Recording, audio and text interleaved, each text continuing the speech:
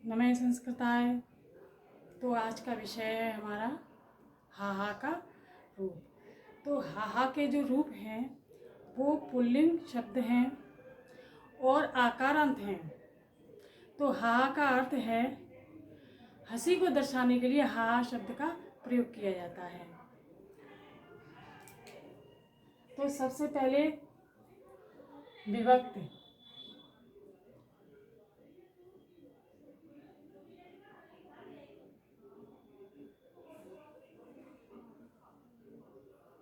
प्रथमा, संबोधन।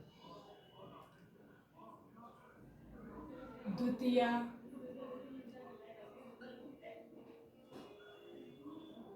तृतीया, चतुर्थी, पंचमी,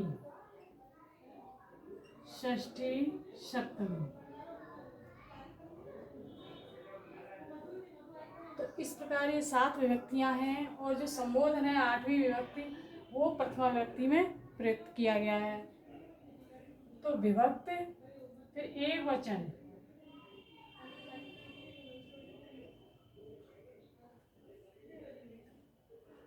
फिर द्विवचन,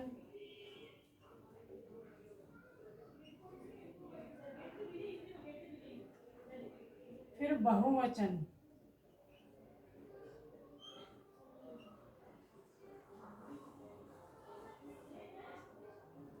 तो एक वचन में जो हाहा शब्द है वह बनेगा हा हा, प्रथमा विभक्ति का। फिर हा हऊ, फिर बहुवचन में हा हा,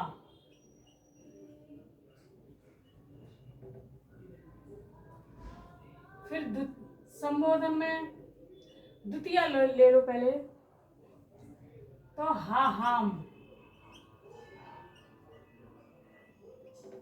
फिर हा हाउ,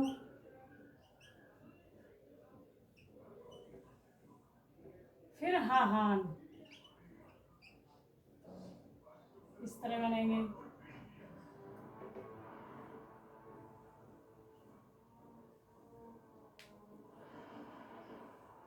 तृतीया में हा हा, हा हाभ्याम,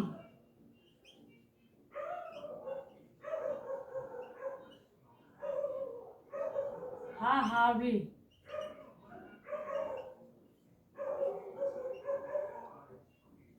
ये तृतीया, एक वचन, द्विवचन और बहुवचन। अब चतुर्थी में ले लो हा हई, हा हाभ्याम,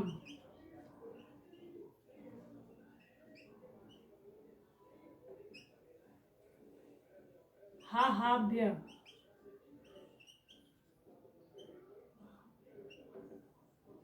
अब पंचमी में ले लो हा हा, हा हाभ्याम,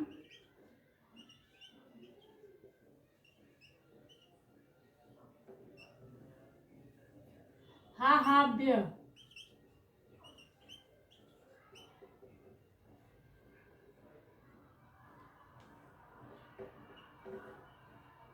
फिर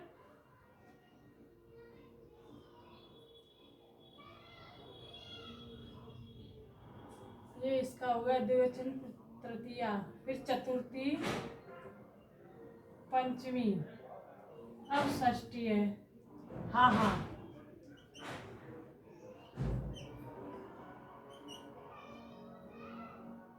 हा हऊ, हा हाम। इस तरह से बनेंगे। फिर है सप्तमी, हा हे, हा हऊ,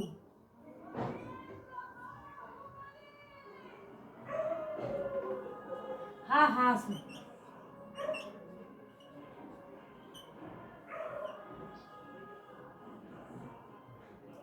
और संबोधन में हे हा हा, हे हा हऊ,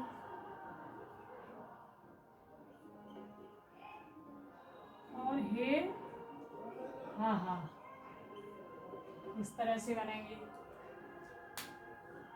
तो प्रथमा व्यक्ति का हा हाउ हा हा, और संबोधन का हे हाउ हे हा हा।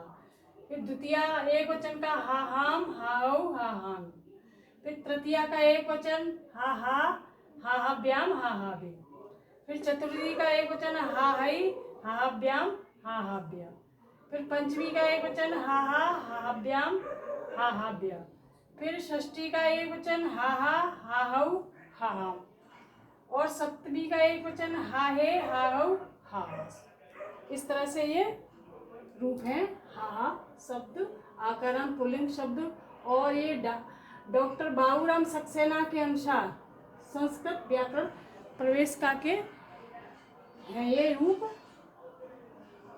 तो अगर याद करने की ट्रिक पूछी जाए तो इस तरह से याद कर सकते हैं, इस तरह से कि हा, फिर संबोधन में हा आया है, फिर द्वितीया में यह है, फिर तृतीया में हा है, फिर चतुर्थी में हा है, और हा है, ये दोनों एक जैसे हैं। इसमें और इसमें इनमें डिफरेंस है। फिर इस तरह से याद कर सकते हैं, ये तीनों रूप एक जैसे हैं, ये तीनों रूप एक जैसे हैं,